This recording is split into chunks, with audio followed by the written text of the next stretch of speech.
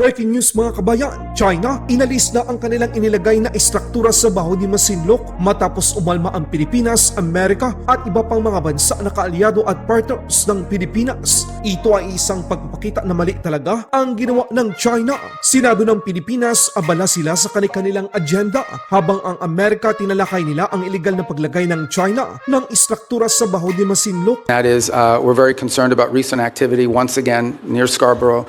And the buildup of infrastructure that appears to be exerting, territorial claims that we have long argued are not valid. Nakapagtataka, ito ba ay pakana din ng China para ilihis ang atensyon ng mga Pilipino habang dahan-dahan nilang sinasakop ang Baho de Masinloc? Kuwait ipinakita ang aktwal na video ng pag-atake ng Iran drone sa Kuwait International Airport. Ukraine, gumanti sa Russia. Russia frigate wasak lang tinamaan ng Ukraine attack drone. China, hindi makamove on sa mga binitawang pahayag ni Secretary Gibo Teodoro Jr. sa Singapore.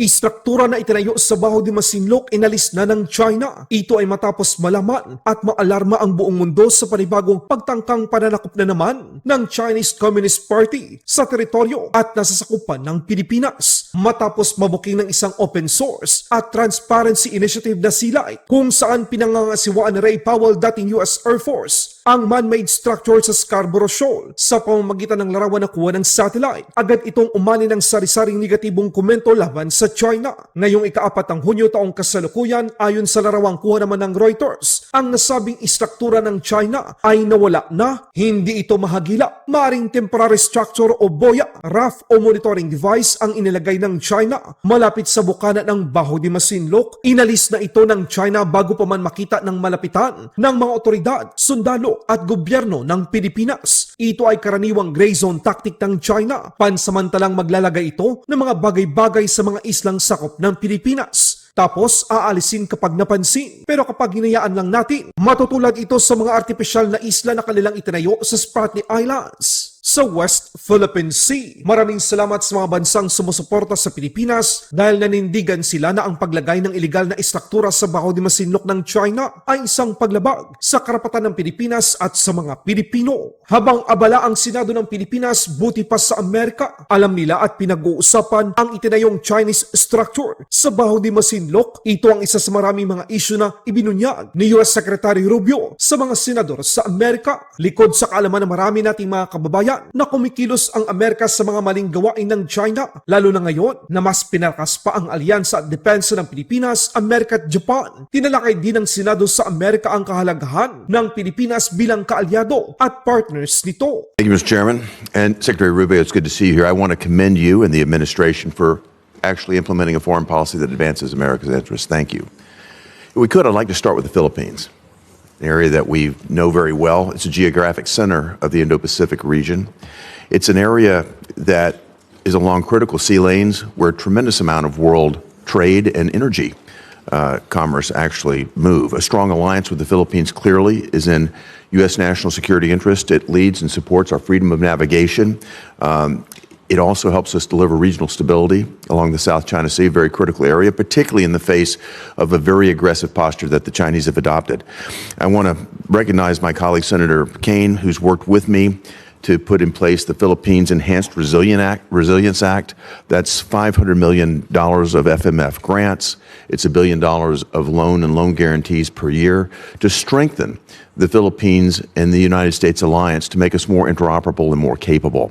Mr. Secretary, I'd just like to get your comments, your vision on the role of the Philippines in the United States alliance. Actually, I spoke to President Marcos on Sunday, and have had multiple engagements with them at a personal level. We've had visits. A couple good points here. The first is we've actually entered into agreement with them in which I believe it's an old U.S. military facility inside the Philippines that will now serve as sort of I think it's a 4,000 acre. I'm very familiar with the area. Yeah, you know it. And that we'll be able to do a lot of our activities together with regards to our joint interests in developing on AI and high tech and diversifying and helping diversify their economy. The second is to continue with our defense commitments that we've made to them and the ability to interoperate joint exercises, which we've done now multiple times over the last year. Obviously, we're very concerned with Scarborough. We've seen in recent days, and we've demarched and made a very clear note This issue came up during the first meeting with the Chinese. It's come up in every engagement I've had with the Chinese, and it's come up again now very recently through diplomatic channels, and that is we're very concerned about recent activity once again near Scarborough and the buildup of infrastructure that appears to be exerting, territorial claims that we have long argued are not valid. This is one of those irritants in the long term that I think we'll continue to have to manage. But I view the Philippines as a critical partner, and I think over the last, I would say, couple of years, our relationship with them, particularly under their new administration, has dramatically improved our ability to work with the Philippines jointly on a number of topics of interest. Balitang Middle East naman tayo mga kabayan. Kuwait ipinakita ang isang video bilang patunay na attack drone ng Iran ang tumama sa kanilang paliparan.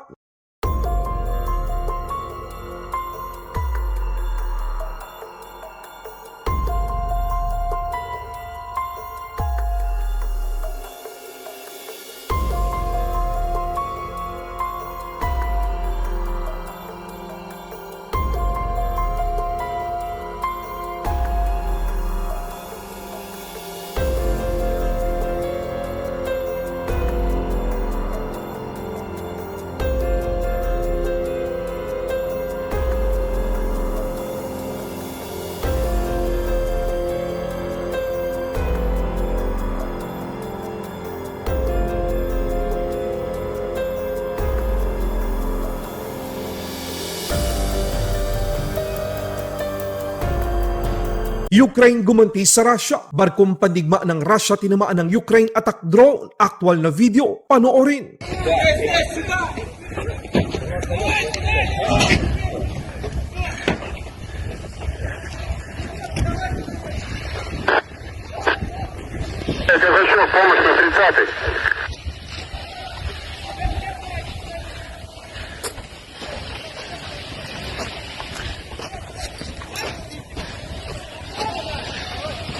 Это пиздец просто. Нас ебало.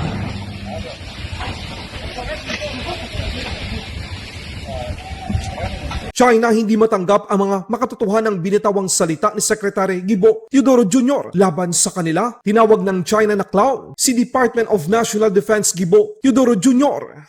This Philippine defense minister has repeatedly made fallacious statements about China. His latest remarks, which you just mentioned, once again demonstrate that he completely disregards the well-being of the Filipino people, has absolutely no sense of gratitude, and only pursues personal gain. He even goes so far as to use livelihood issues for political grandstanding, seriously damaging China-Philippines relations and mutual trust, and is completely contrary to the interests of the Philippine nation and people.